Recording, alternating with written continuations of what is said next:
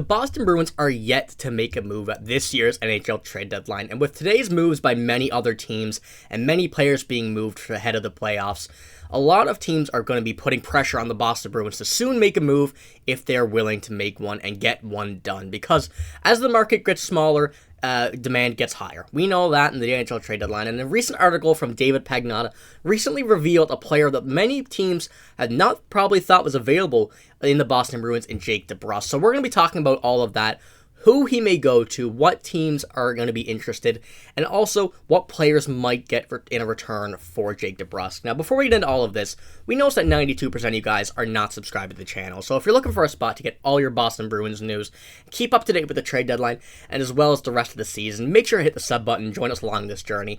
It's going to be a very, very fun run. But like I said, Jake DeBrusk, is he available? You know, a recent article, like I said, from David Pastrnak revealed that, yes, he possibly is, in certain scenarios, available by the Boston Bruins on the final year of his $4 million contract. That could be an option for many teams who are looking for another deep playoff run. But here's the article from David Pastrnak. He says, the Bruins wanted Lindholm locked into a contract extension when they tried to acquire him from Calgary before the Flames dealt him to Vancouver. I'm curious if that desire remains. Lindholm was looking for around $9 million per year prior to this season, which is a lot of money he will not likely, and I really don't think he will be making at this point. A bit of a down year, so an extension may be in place, but it definitely won't be that high. And then the rest of this here says, Boston has also been evaluating the market on winger Jake DeBrusk, who is in the final year of his deal and has a $4 million salary cap hit.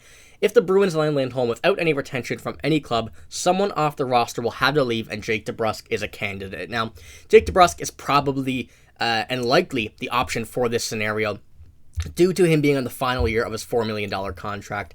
Going to be a UFA after this, and likely, I think, would be willing to re-sign with the Bruins. Now, he definitely could also be looking for a new location to play. You know, he's been with the Bruins his entire career.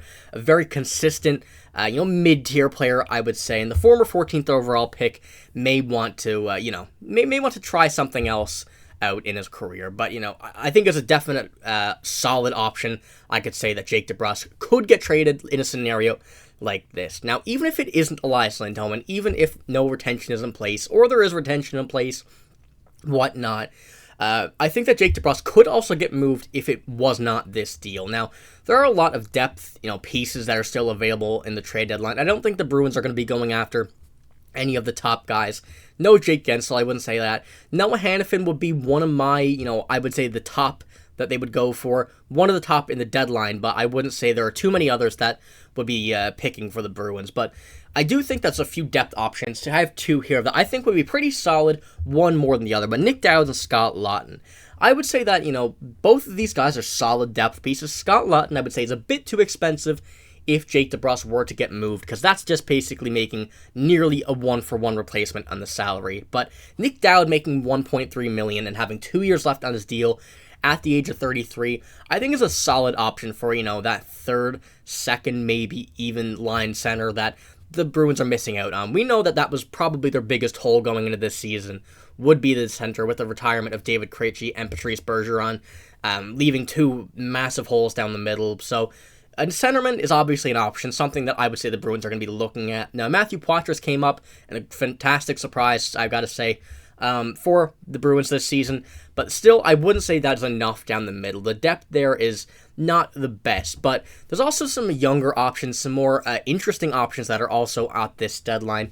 And that would be Arthur Kaliyev. Now, Arthur Kaliyev, 22 years old, on the LA Kings, the winger, an RFA after this season, so going into a new contract, is a very interesting one, whether it be in exchange for Jake DeBrusk, giving the LA Kings, more depth that they're looking for, another solid piece, due to Arthur Kaliyev not really fitting in this LA Kings scheme. He hasn't really had a full chance to go into it as himself. So Arthur Kaliyev, once again, an interesting one, hasn't really found his spot, but I think would be a very good suit on the wing for the Boston Bruins. He's a sizable guy, a fantastic shot, and I think has a lot of potential that a lot of people are overlooking just because he hasn't played so much in this whole NHL LA Kings system. But the real question is now, why would you trade Jake DeBrusk? He's obviously an option for the Bruins to re-sign him, an option that, he's been solid, he's been consistent. Why move on from a guy that could be another solid depth piece on your own team, and then instead of getting rid of him? Now, the real answer for this would just be the salary cap. Once again, that is the main piece of this. That's the main issue the Bruins are facing right now, is how close they are to the salary cap limit. Now, this is obviously a big part of the trade deadline, meaning that you'd have to move on from someone likely with a higher cap hit for the deadline if you wanted one of these top guys, like pretty much just any of the ones I showed. Arthur Kaliyev this season, is still on his ELC, his entry-level contract, going into a new one this year, so that wouldn't be a huge issue. But if you were to get a guy like Elias Lindholm, who is currently, making nearly $5 million, still looking for that extension as well, that's going to be an issue if you do not move on from a guy, I would say at least above $3 million on the contract. So Jake DeBrusk being the final year of his deal, going in to be a free agent, making $4 million, that would be the best option for the Bruins right now, is to move on from him, just so that they would be able to get another, solid, better defensive, skilled on the offense as well, a center in Elias Lindholm, whether it be him or not. So there are many options that the Bruins could choose from. Still lots of things, but like I said, as the players start going off the list, the demand is going to go up. So teams are still going to be making a lot of moves a lot quicker today, a lot quicker over the next few days, and teams are going to start to get desperate. So we'll know what happens likely with Elias Lindholm maybe later today. So stay up to date with that. Just hit the sub button, join the channel.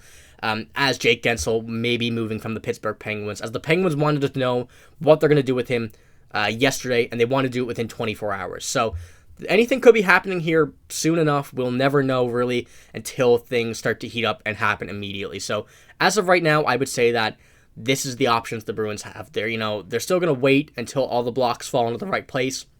There's still a few days to the deadline, so there's no immediate rush, but they're going to have to start picking up the pace if they're going to want to get some traction on any trades.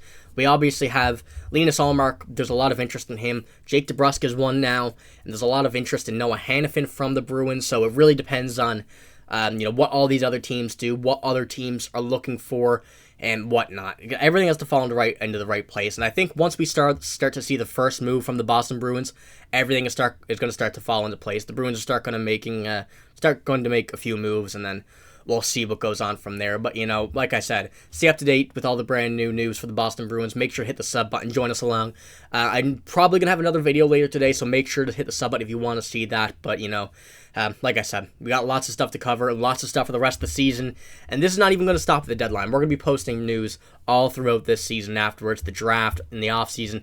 Everything is going to get super exciting here, so make sure to hit the sub button. But that's all I got right now. If you did enjoy the video, make sure to give it a like. Make sure to hit the sub button. Like I said numerous times in this video, stay up to date with all the news. But that's all I got. Thank you for watching. Hope you have a great day. See you later.